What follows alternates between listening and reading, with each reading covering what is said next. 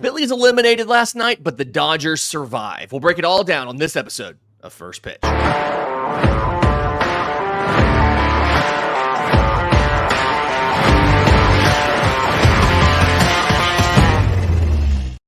Yes, welcome on into First Pitch for Thursday, October 10th. Your source of news, notes, and updates on Major League Baseball. I'm your host, Lindsay Crosby. You can follow me on Twitter at Crosby Baseball. He's Troy Rauh. You can follow him on Twitter at Troy B Baseball.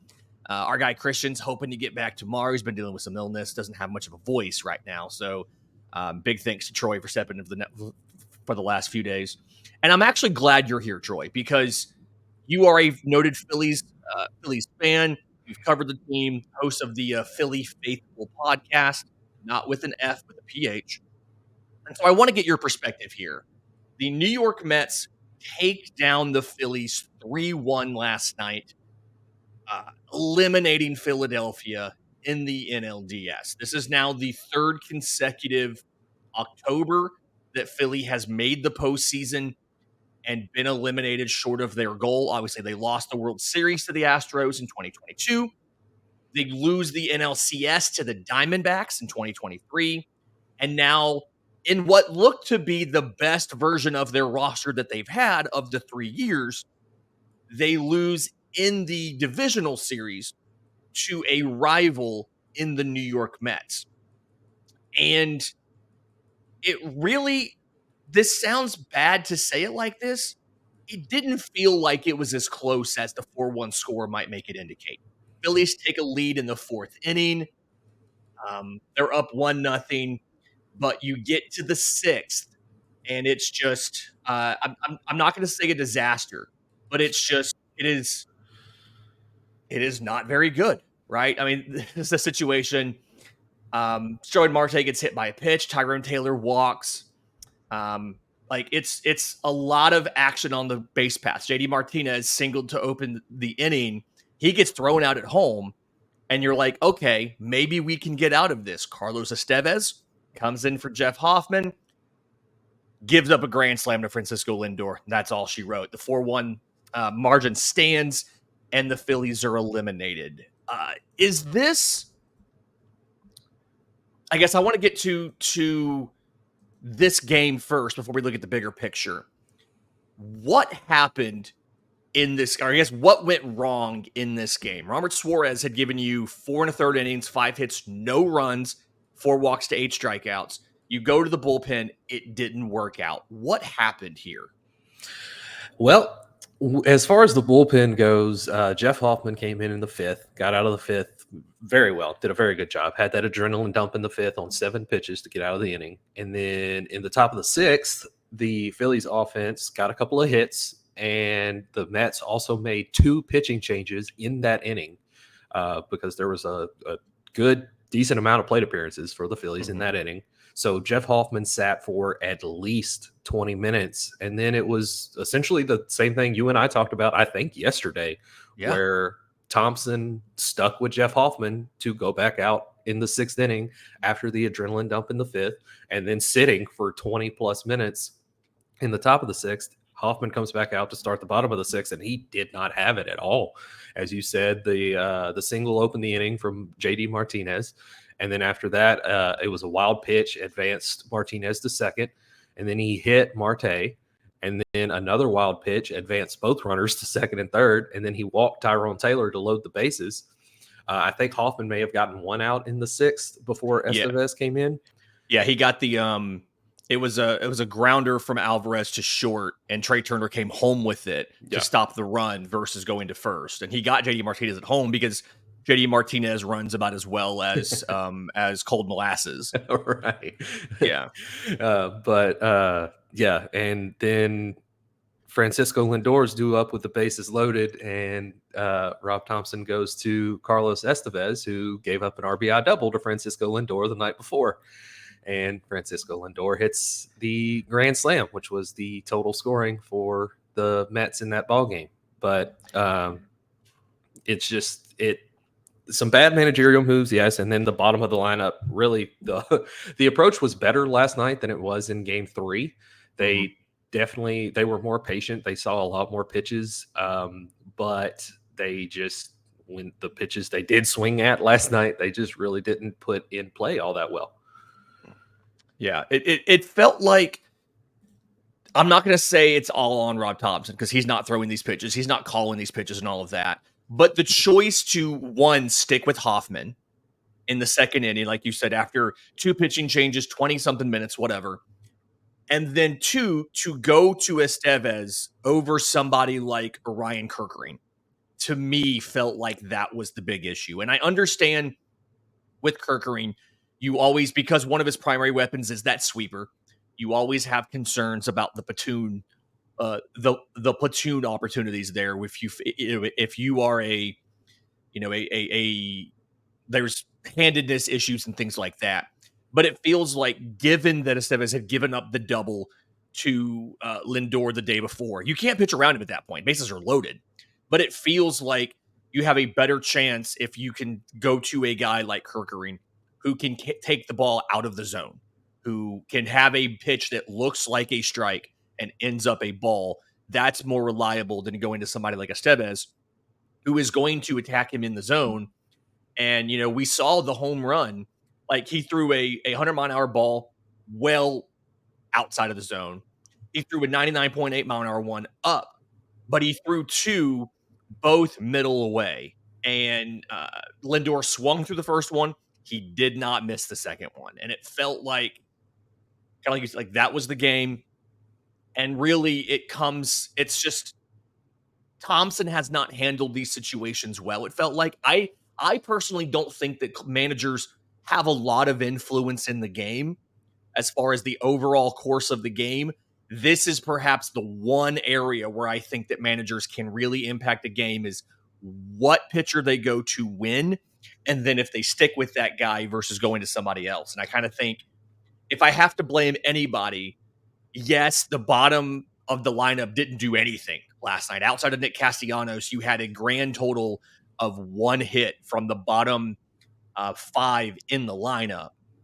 But that definitely didn't help, because that feels like it was an avoidable grand slam if you make some different pitching decisions going into that inning, and then during that inning when you have a mess. Yeah, no, absolutely. And Carlos Estevez, ever since the Phillies traded for him, he has not been good in high leverage situations at all. He came over to be the closer, and he has 6 saves with the team, but in high leverage situations, he has just proven time and time again that he is just not the answer. And I think I saw a stat that he has given up, including the postseason, he's given up 14 earned runs in like 23 or 24 innings with the Phillies since coming over, and that's wild. That's not good, especially for somebody that's supposed to be a closer. That's not good. No. Go into a little bit of a bigger picture now that Philly's gone. And I know people want to hear about the Mets. We'll talk about the Mets, tomorrow. Bigger picture on Philly here. I want to talk about Bryce Harper for a minute, because he's in a really interesting situation of, he leaves Washington to come to Philly, and Washington wins the World Series without him, right? He comes over here, and they make the World Series in 2022. He's the MVP of the championship series win over the Padres. People forget that. He went 8-20 with 2 homers, 3 doubles, and 5 RBI in that series. Struck out once in 5 games. But they lose the World Series in 22. 23, they lose the NLCS to Arizona. And now in 24, with what I would argue is their best team they've had of those 3 years, they lose in the divisional series to the Mets. Is Bryce Harper, does it feel like he's one of those guys that needs to win a World Series in his career to be solidly in that pantheon of best players in this generation?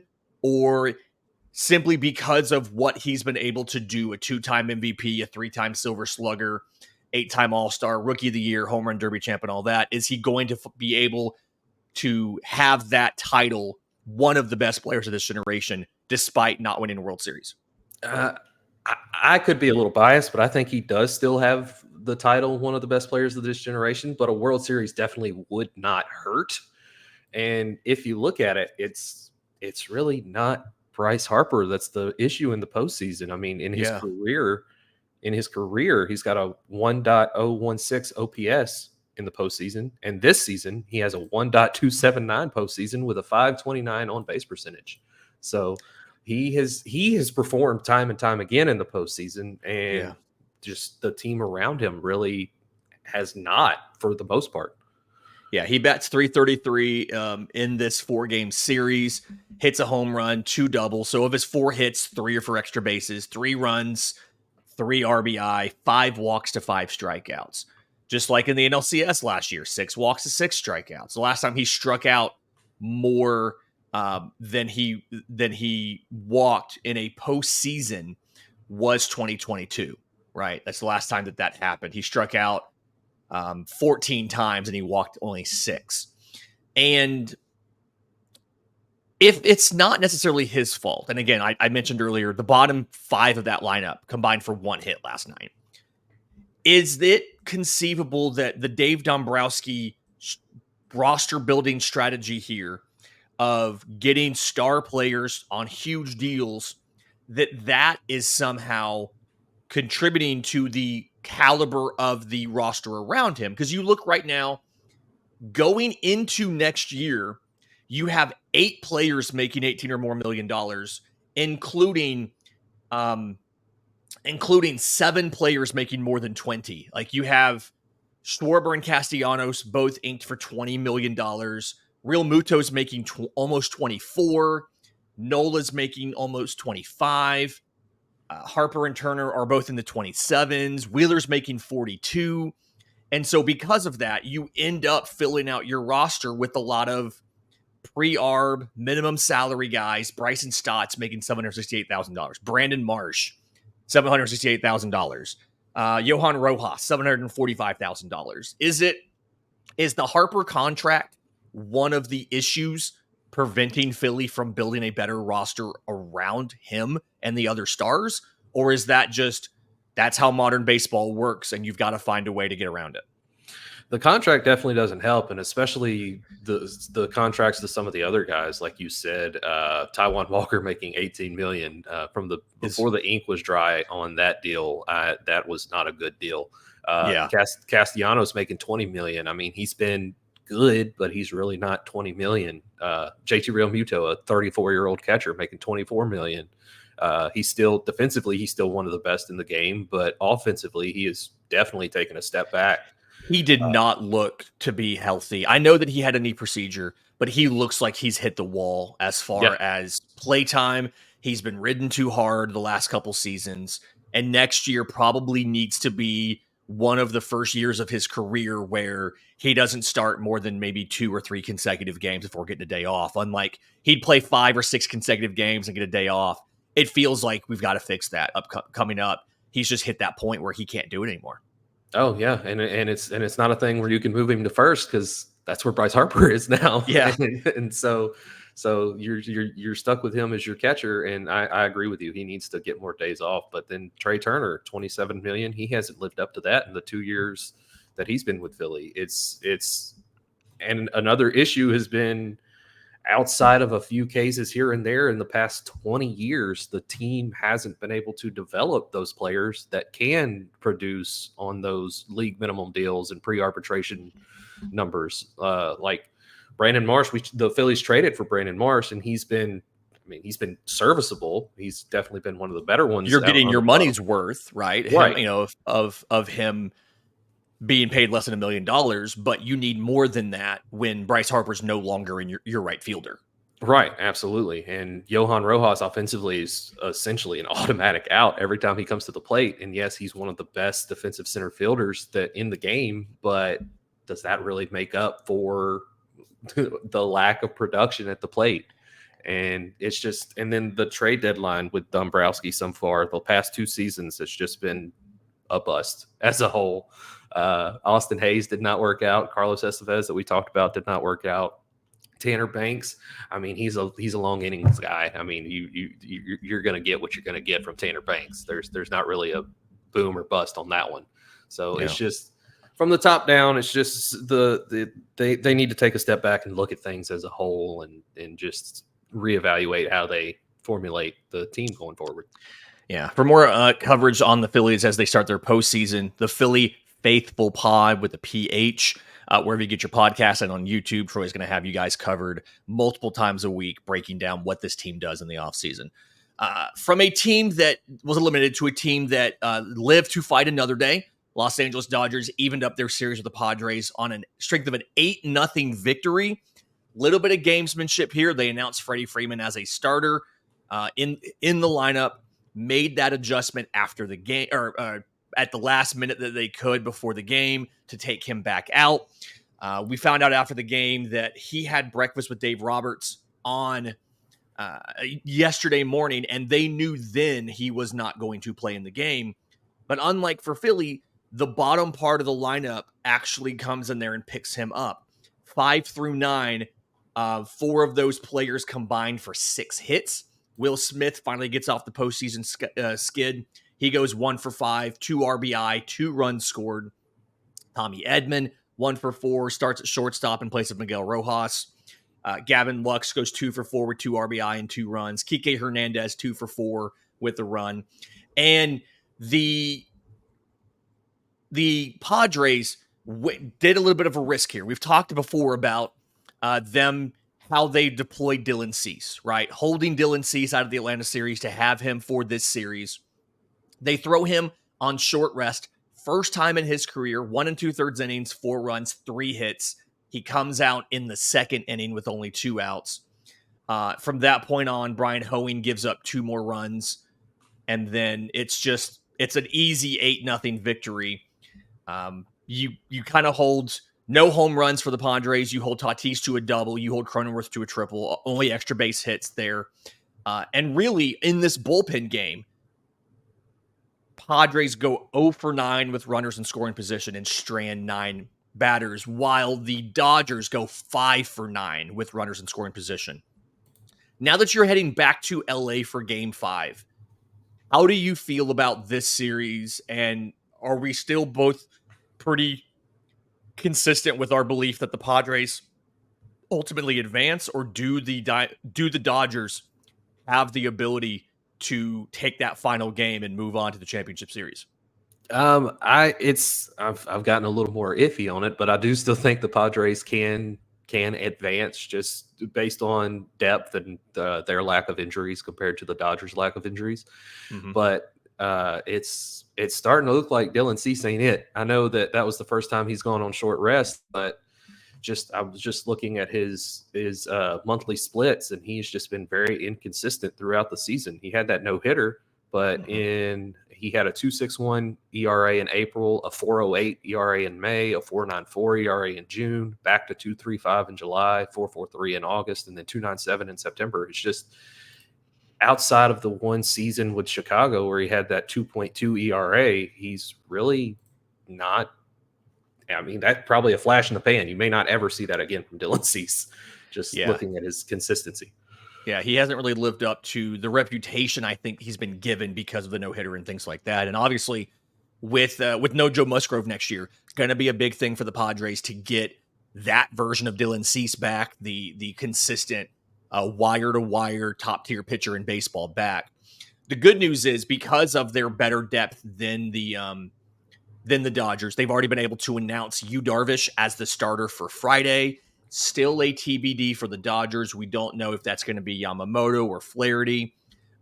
We've seen things that are a little bit concerning from both guys, so we'll see what happens. But either way, this is still a series, and I think I'm a little bit surprised that this is still a series. I fully expected the Dodgers to be done after last night, but they were able to. Mookie Betts goes 2 for 5. Hits a home run, second of the postseason. Will Smith pops 1. Gavin Lux pops 1.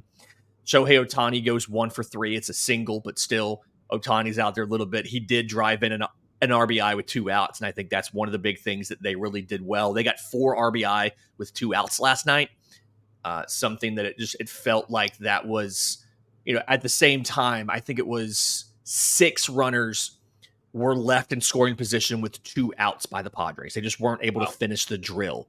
No. So you have to hope that going back to LA, the Padres can make it happen. We'll have more about that game on Friday. That is the only game on Friday because the National League is now alternating with the American League. Last night was the last night of the year with 4 baseball games. And so in the American League matchups, we did see what I thought were 2 really good games. First game was Cleveland at Detroit. Yankees at Kansas City was in the evening. Let's go Cleveland Detroit first. 3-0 Detroit in this one. I don't quite think I expected the Guardians to be held to 6 hits in this matchup. 3 of them from Steven Kwan. Outside of that, Jose Ramirez goes 0 for 3, doesn't strike out, does walk once. But Josh Naylor gets 1 hit. Lane Thomas gets 1 hit. Brian Rocchio goes 1 for 2 at the bottom of the order. And that's it offensively for Cleveland. And I think the big credit for the win here goes to the Tigers bullpen. As always, the pitching chaos, right? They use Kiter Montero to start the game. He goes 1 inning. Brant Herter throws 3 1/3. Bobrisky goes 2 innings, and then it's a bunch of partial stuff here. But they hold Cleveland to 0 for 8 with runners in scoring position. Do we think that the Tigers can finish this tonight, or is this something where, since Cleveland gets Tanner Bibby back on the mound, they can tie it back up and force a Game 5? Yeah, I think which I said this yesterday and I was proven wrong yesterday, but I think the Guardians are going to take tonight's game. But just with Tanner Bibby helps tremendously for the Guardians, and the Guardians did out-hit the Tigers in yesterday's game, and they had the same amount of base runners. The Guardians just weren't able, like you said, to hit with runners in scoring position. And that proved very costly for them. And it's just, I still think the Guardians are going to tie it up. This one will probably be another 2-2 going to Game 5 in Cleveland. Yeah, and the big thing that I was watching, the big thing that stood out to me, and I understand you're in the bullpen after the first inning, right? This is a bullpen game for Detroit, like they've done so many times down the stretch. But how aggressive Stephen Vogt, manager of the Guardians, was with making substitutions, pinch hits, and things like that early in the game. He sent Jowinsky Noel in to pinch hit for Brennan in the second inning. He flies out. He ends up going 0 for 4. Brennan never had a plate appearance in this game. Yep. Kyle Manzardo, who was one of their best hitters in the month of September, he goes 0 for 1. He gets pinch hit by David Fry. Fry strikes out, ends up going 0-3. Fry hasn't been great since the All-Star break. He strikes out twice of his 3 at-bats in this one. And then they replace Bo Naylor. Martinez gets a pinch hit appearance in the 7th. He grounds out. Austin Hedges comes in, finishes up the game. And it feels like it's almost a little bit too... It's almost a little bit over-managing here. I think another situation, kind of like the pitching changes, where you can't really do a lot to help your team here, but you can definitely hurt your team. And if you're confident enough in what Kyle Manzardo can do to bat him second in his rookie year, he's not been up incredibly long, you can bat him second in his rookie year just to pinch hit for him in the 3rd inning. It feels like maybe you're over-managing a little bit by Stephen Vogt. Is that fair, or is that based on the game situation? You get to the 3rd, they're already down 1-0. They've got to try to manufacture some offense. Am I off base here or not? No, I'm right there with you. I think it was a little bit of over managing. You that early in the game, you gotta go with the guys that started the game. I get making pinch hits later in the game, and I would be on the other side of that if it was later in the game and things needed to happen. But 3rd inning is much too early for me, in my opinion, to be doing that many pinch hits. That's kind of crazy. Yeah, I mean, and it obviously didn't work out here. We saw that. So now again, you force another game on Cleveland Detroit. Again, Tanner Bibby, 6:08 p.m. Eastern on TNT. We do not have a starter for Detroit. I don't know if Tariq Skubal is available or if he would be a Game 5. You would have to hope that either way, Cleveland is dreading that Tariq Skubal game. You want to push that to a Game 5. But either way, going to be an interesting matchup on Thursday night. Yep. I think the other one, and probably maybe the most surprising outcome here was the Yankees winning 3-2 over Kansas City to push this into a game 4 here. It was Yankees score 1 in the 4th, 1 in the 5th. Royals tie it up, and then in the 8th is when the Yankees scored that third and ultimately winning run. Only had 4 hits in this game. 3 of them come from Giancarlo Stanton. He hits a double off of Seth Lugo. He steals second base. Just absolutely nuts. And then he turns around. He gets that home run off of Chris Bubik in the 8th inning. I think that we've had a lot of criticism of Giancarlo Stanton over the years because of the injuries, because of just the being so slow, the lack of performances and things like that. It's hard to we have to remember that in the postseason, Giancarlo Stanton's a .266 batter with 12 home runs in 30 games. Now, granted, a lot of that was earlier in his career, but still just something where Giancarlo Stanton has been better, I would argue, in the postseason than he has been in the regular season, at least in recent years. He's batting .308 in this series, a double and a homer. Again, that stolen base, only the second stolen base in his postseason career. First one came in his first postseason game in 2018 against Oakland in a wild card matchup. Are the Yankees... Okay, sorry, back up here. Getting 3 runs, but only on 4 hits, and 3 of them from Giancarlo Stanton, is this a sign that the Yankees can make it happen no matter what, or is this a sign that the Yankees are in trouble and probably got a little bit lucky in this one? I think it could be a little bit of both. I think a lot of luck did play into that. I think Giancarlo Stanton heard our podcast from yesterday and said, "I'm going to show that dude down in Alabama that I can steal some bases." But no, I think that especially if the Yankees advance past this round, I think that everybody's going to look back and point at that as the turning point. I think it could be a turning point for them going forward, and they're going to look at that as the Giancarlo Stanton game. Because he did everything. And I think that mostly because of his injury history, that the way that the postseason schedule is as spread out as it is, I think it works perfectly for a guy like Giancarlo Stanton to get him more rest. There's more off days during the week. You're not playing 6-7 days a week. You're playing 2 games here and then a day off. Then you're playing 1 game and then a day off. And then you're playing 2 games or 3 games and a day off. And I think that's perfect for a guy like Giancarlo Stanton with his injury history. But going forward, I still like the Royals, man. I don't know what it is. I still like the Royals in this series. And Bobby Witt got a hit last night, so he showed up. He remembered he's playing baseball still. So yeah, Bobby Witt goes 1 for 3 in this one, has a walk, has a strikeout, batting .182 so far. In this, Vinny Pasquantino 0 for 3. He's batting .105. Aaron Judge goes 0 for 4 in this game, has a walk, has a strikeout, batting .091 with a .377 OPS. It feels like for Kansas City to win 2 consecutive games, they're going to have to get more out of that duo of Bobby Witt and Vinny Pasquantino. Oh yeah, that is where they are. I mean, Salvador Perez has done everything he can. He was 1 for 4 in this game with a strikeout. Michael Massey hits a triple from the leadoff spot. He's batting .368. Like he's, a lot of the guys who we didn't necessarily expect to carry a load.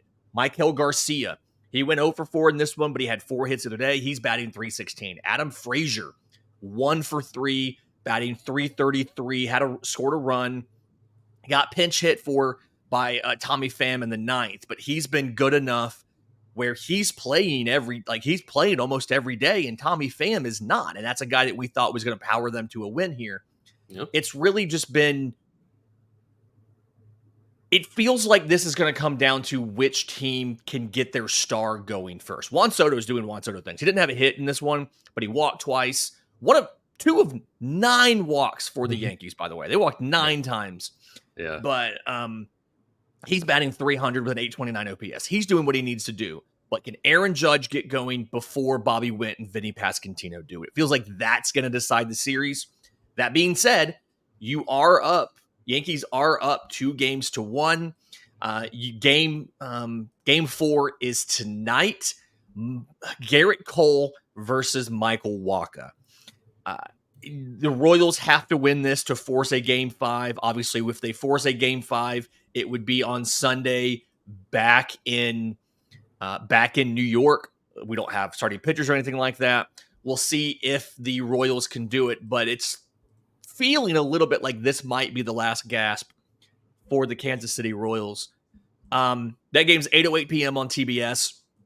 Just to kind of confirm your picks, you had Detroit and Kansas City tonight, right?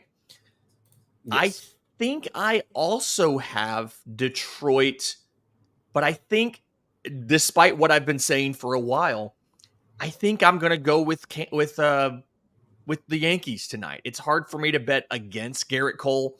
I know the Royals' backs are against the wall. They have a tougher task, I would argue, having to get 2 guys going versus the Yankees having to get 1. This feels like Aaron Judge is going to be forgiven in the Bronx if he can just hit 1 big home run in this game to put it away and put them in the ALCS, which would start on Monday. So I'm gonna go. Yeah, I'm gonna go with the Tigers. That's in the 6:08 game. I'm gonna go with the Yankees in the 8 p.m. game, wrapping up this series and punching their ticket to the ALCS. Before we get out of here, any final thoughts, Troy?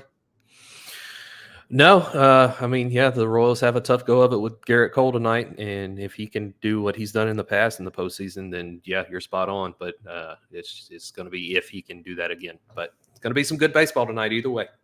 Absolutely going to be some great baseball. Where can folks go to get more of your Phillies coverage and your baseball content in general? Yeah, you can follow me personally on Twitter at Troy B Baseball, and then you can find the podcast, the Philly Faithful Podcast, on Spotify, iTunes, YouTube, and then you can follow that on Twitter at Philly Faith Pod, and Faith is spelled with a PH, just like Philly.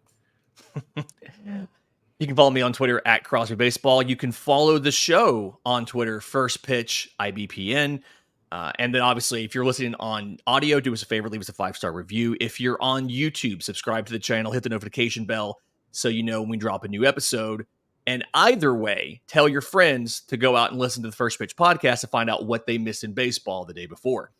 Until next time, this has been First Pitch.